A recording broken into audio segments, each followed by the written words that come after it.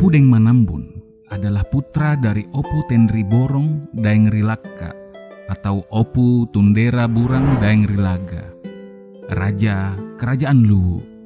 Beliau adalah pelopor pengaruh Islam di daerah Mempawah. Nah, dalam video kali ini kita akan membahas siapa sebenarnya figur Opu Daeng Manambun, yang makam beliau hampir tak pernah sepi dikunjungi oleh para peziarah. Opu Deng Manambun berasal dari Kesultanan Luwu, Bugis di Sulawesi Selatan.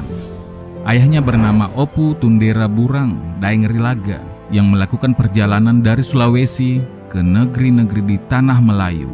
Opu Tundera Burang Daeng Rilaga adalah putra dari Opu Lakmadusila, Raja Bugis pertama yang memeluk Islam.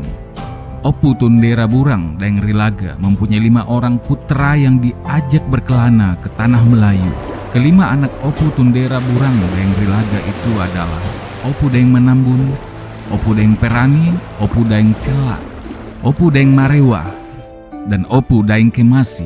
Kedatangan mereka ke Tanah Melayu menjadi salah satu babak migrasi orang-orang Bugis yang terjadi pada abad ke-17. Opu Tundera Burang Daeng Rilaga dan kelima anak lelakinya kemudian memainkan peranan penting di Semenanjung Melayu dan Kalimantan, utamanya dalam hal penyebaran agama Islam. Kedatangan Opu Daeng Manambun ke Kalimantan sebenarnya atas permintaan Sultan Matan Tanjung Pura yang bernama Sultan Muhammad Zainuddin untuk merebut kembali tahta Kesultanan Matan yang diambil paksa oleh Pangeran Agung, saudara Sultan Muhammad Zainuddin. Opu Daeng Manambun bersaudara yang saat itu sedang berada di Kesultanan Johor untuk membantu memadamkan pergolakan di sana segera berangkat ke Tanjung Pura. Atas bantuan Opu Daeng Manambun bersaudara, tahta Sultan Muhammad Zainuddin dapat diselamatkan.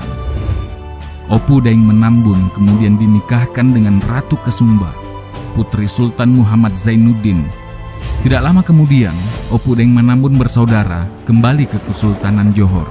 Sepeninggal Opu Daeng Manambun bersaudara, pergolakan internal terjadi lagi di Kesultanan Matan. Anak-anak Sultan Muhammad Zainuddin meributkan siapa yang berhak mewarisi tahta Kesultanan Matan jika kelak ayah mereka wafat. Sultan Muhammad Zainuddin kembali meminta bantuan kepada Opu Daeng Manambun yang sudah kembali ke Johor. Opu Daeng Manambun memenuhi permintaan Sultan Muhammad Zainuddin dan segera menuju Tanjung Pura untuk yang kedua kalinya. Sedangkan keempat saudaranya kali ini tidak ikut serta karena tenaga mereka sangat dibutuhkan untuk membantu Kesultanan Johor. Berkat Opu Daeng Manambun, perselisihan di Kesultanan Matan dapat segera diselesaikan dengan cara damai. Atas jasa Opu Daeng Manambun itu, Sultan Muhammad Zainuddin berkenan menganugerahi Opu Daeng Manambun dengan gelar kehormatan, yaitu Pangeran Mas Sunanegara. Opu Daeng Manambun sendiri memutuskan untuk menetap di Kesultanan Matan bersama istrinya, dan mereka kemudian dikaruniai beberapa orang anak yang masing-masing bernama Putri Chandramidi, Gusti Jamiril, Sarif Ahmad, Sarif Abu Bakar, Sarif Alwi, dan Sarif Muhammad. Pada tahun 1724 Masehi, Sultan Muhammad Zainuddin wafat. Penerus kepemimpinan Kesultanan Matan adalah Gusti Kesuma Bandan yang bergelar Sultan Muhammad Mu'azzuddin. Sementara itu di Mempawah, Panembahan Senggao wafat pada tahun 1737 Masehi.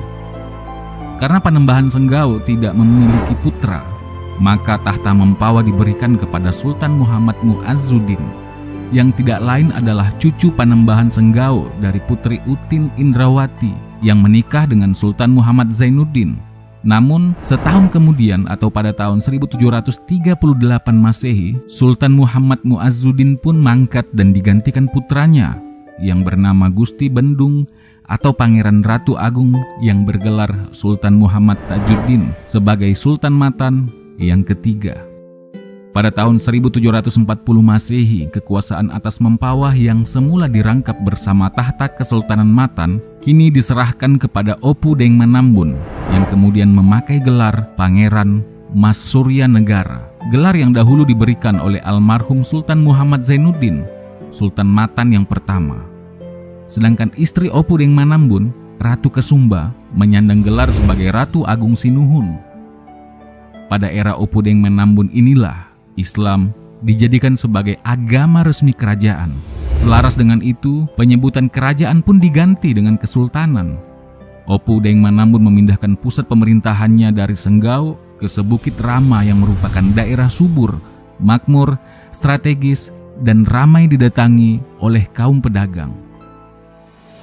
Pengaruh Islam di Mempawah pada era pemerintahan Opu Deng Menambun semakin kental berkat peran Sayyid Habib Hussein Al-Qadri, seorang pengelana yang datang dari Hadramaut atau Yaman Selatan.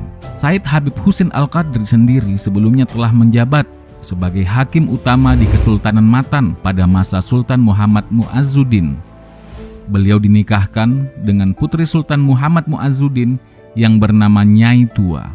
Di Kesultanan Matan, Sayyid Habib Hussein Al-Qadri mengabdi sampai pada pemerintahan Sultan keempat, yakni Sultan Ahmad Kamaluddin, yang menggantikan Sultan Muhammad Tajuddin pada tahun 1749 Masehi.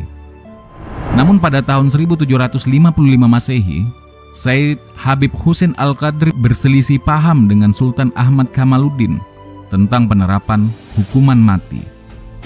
Melihat kondisi ini, Opu Deng Menambun kemudian menawari Sayyid Habib Hussein Al-Qadri untuk tinggal di Mempawah. Tawaran itu kemudian disambut baik untuk segera pindah ke istana Opu Deng Menambun. Sayyid Hussein Al-Qadri kemudian diangkat sebagai patih sekaligus imam besar Mempawah. Selain itu, beliau juga diizinkan untuk menempati daerah Kuala Mempawah atau Galaherang untuk dijadikan sebagai pusat pengajaran agama Islam. Untuk semakin mempererat hubungan antara keluarga Sayyid Habib Hussein Al-Qadri dan Kesultanan Mempawah, maka diadakanlah pernikahan antara anak lelaki Sayyid Habib Hussein Al-Qadri yang bernama Syarif Abdurrahman Al-Qadri dengan anak perempuan Opu Deng Menambun yang bernama Putri Chandramidi.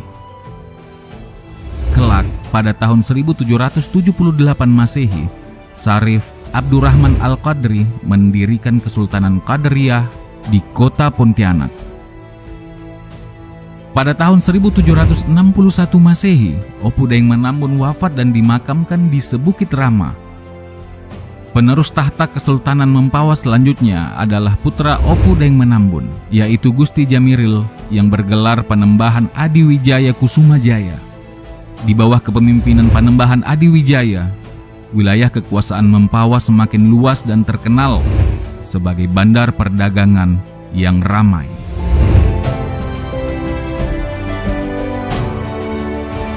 Sampai jumpa pada video ini atau memberikan masukan tentang tema video kita selanjutnya. Nah, silahkan di-share sebanyak-banyaknya karena berbagi itu indah.